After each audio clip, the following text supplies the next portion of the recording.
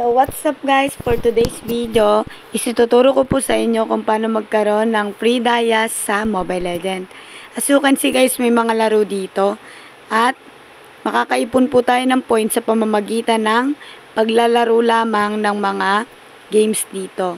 Yes guys, no need to download, talagang maglalaro ka dito sa mismong application at makakaipon ka ng points.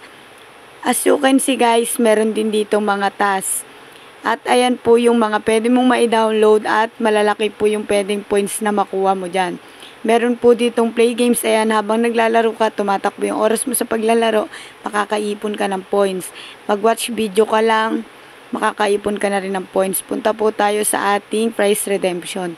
As you can see guys, ito na po yung tinutukoy ko na makakaipon ka ng diamonds na pwede mong mailagay sa inyong Mobile Legends. So, ayun, iba-iba rin po yung points na kailangan natin dyan para i-convert natin yan into Dayas. Meron po ditong Roblox, merong Lazada coupon, merong phone coupon. Yung phone coupon po dyan is yung load. Kung wala ka nga pong load at meron ka ditong points, pwede ka pong makapag-load. So, ayun nga guys, pwede rin pala itong ma-withdraw as a money.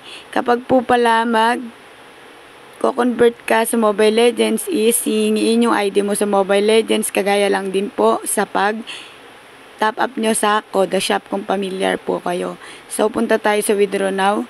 Sa pag-withdraw naman guys, hihingiin lang ang inyong GCash, ang pangalan ng GCash at yung amount. Dito po is 1 peso is equivalent to 1,300 coins. Ayun po yung coins, yung points po yun. Ayun po yung tinutukoy dyan. So, balik po tayo. Punta naman po tayo dito sa ating points. Tapos, click lang po natin yung exchange record. As you can see guys, nakapag-withdraw na po ako or nakapag-exchange na po ako into Dayas at nakarating na po yan sa aking Mobile Legends sa loob lamang po ng 5 minuto. Ilalagay ko na lang yung link para ma-download.